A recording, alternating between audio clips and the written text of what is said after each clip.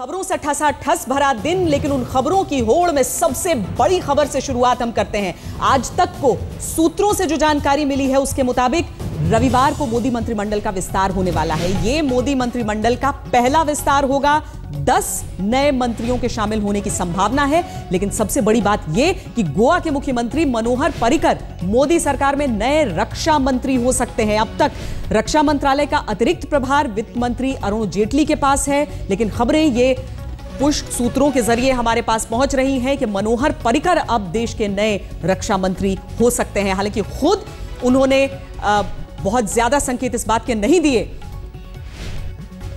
लेकिन हमारे पास जो सूचना है उसके मुताबिक 10 नए मंत्री और उसमें रक्षा मंत्री के तौर पर यह चेहरा आपके सामने हो सकता है।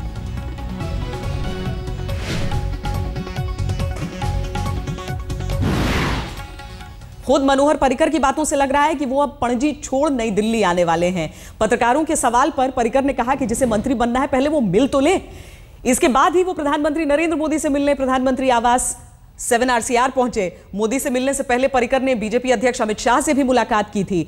हालांकि पीएम से मुलाकात के बाद पर्रिकर ने रक्षा मंत्री बनने की अटकलों से इनकार जरूर किया, लेकिन मुलाकात से पहले उन्होंने जो बात कही थी उसमें संकेत पढ़े ना तो फिर क्या करें। इसके बारे में मैं आपको प्रधानमंत्री जी से मिलने के बाद ही बता सकता हूँ। प्रधानमंत्री से मिलने के बाद इसका मतलब है कि आप दिल्ली में प्रधानमंत्री कहेंगे तो आप दिल्ली आने के लिए तैयार हैं? मैं अभी कुछ नहीं बताता हूँ, उनको मिलने के बाद ही बताता हूँ। अध्यक्ष जी से क्या आपकी चर्चा हुई? चूंकि निश्चित रूप से आप दिल्ली आएंगे तो वहाँ पे नया सीएम बनाया जाएगा, कहीं ना कहीं इस बात को लेकर चर्चा हुई होगी। अध्यक्ष जी की जो बात हो गई वो पार्टी के आंतरिक मामला है, उसके वजह वो प्रेस को कैसे बता दूं। आप रक्षा मंत्री बन रहे हैं, दिल्ली आ रहे हैं? कुछ बात ही नहीं हुई। मेरी गोवा की जो बात थी वो उन्होंने मान ली है। दिल्ली में खुश होंगे या गोवा में? कुछ बात नहीं हुई। मैं मुलाकात मांगा, रिक्वेस्ट की थी। वो जो इश्यूज थे गोवा के, एक ऑफिसर्स और दूसरे, वो चर्चा की, उसके सिवा कुछ बात नहीं। तो क्या पता भविष्य में गोवा के सीएम के रूप में रहेंगे या फिर? हाँ, ऑब्वियसली।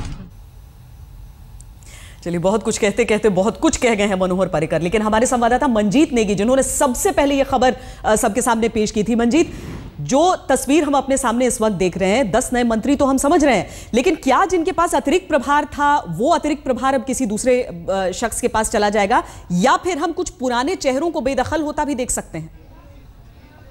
देखिए, फिलहाल जो हमारे पास जानकारी है उसमें 4 से 5 बड़े ऐसे कैबिनेट मंत्री हैं। कुल 44 अगर मंत्रियों की बात की जाए मोदी सरकार के, जिनके पास 2 से ज़्यादा मंत्रालय हैं, उसमें अरुण जेटली सबसे पहले नंबर पर हैं। जो कि श्वेता, आपको याद होगा कि जब उन्होंने कार्यभार ग्रहण किया था रक्षा मंत्रालय में, तो पहले दिन उन्होंने ये बात कही थी कि ये मंत्रालय कुछ समय के लिए उनके पास है, वो पूरे तौर पर वित्त मंत्री के तौर पर काम करेंगे। इसके अलावा वेंकैया नायडू की बात की जाए, नितिन गडकरी की बात की जाए, जिनके पास गोपीनाथ मुंडे का जो ग्रामीण विकास और पंचायती राज मंत्रालय है वो उनके पास है। इसी तरह रविशंकर प्रसाद हैं।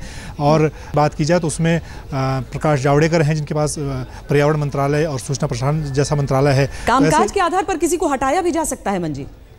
फिलहाल ऐसी जानकारी नहीं है, लेकिन क्योंकि सभी मंत्रियों पर इस बात का दबाव है, जिस तरह से आपने देखा लगातार प्रधानमंत्री मंत्रियों के काम की समीक्षा कर रहे हैं, तो उस लिहाज से नए मंत्रियों की आवश्यकता महसूस की जा रही है। मंत्री अपना काम थोड़ा घटाना चाहते हैं, उससे संतुलित करना चाहते हैं, और इसीलिए फिलहाल ये जानकारी मिल पाई है कि जो 10 नए मंत्री होंगे उसमें जिनके पास ज़्यादा मंत्रालय है वो मंत्रालय उनको मिलेंगे।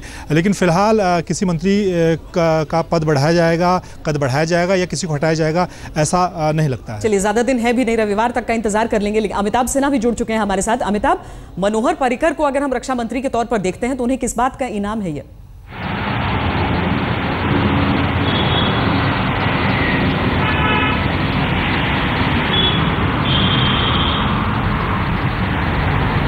अमिताभ, आवाज आ रही है? अमिताभ तक हमारी आवाज अभी पहुंच नहीं रही है। अमिताभ, आवाज आ रही है आपको?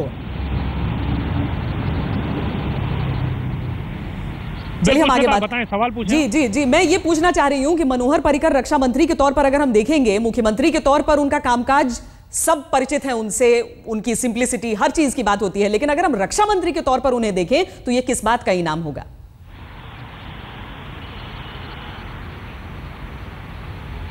देखिए, इनाम से ज़्यादा उनकी कार्य क्षमता और जो कमिटमेंट है उसको लेकर उनको इनाम मिल रहा है, और दूसरा संघ के करीबी भी माने जाते हैं और उनके काम को लेकर किसी को संशय नहीं है। तो जाहिर तौर पर ये काम को लेकर ही इनाम माना जा सकता है। और एक बड़े एक जिम्मेवार आदमी को एक रक्षा मंत्रालय का पद देने की बात कर रहे थे नरेंद्र मोदी, क्योंकि अरुण जेटली के पास दो मंत्रालय थे और दोनों अहम मंत्रालय थे। तो एक जिम्मेवार व्यक्ति के हाथ में काम सौंप कर कम से कम नरेंद्र मोदी राहत के साथ जरूर लेंगे।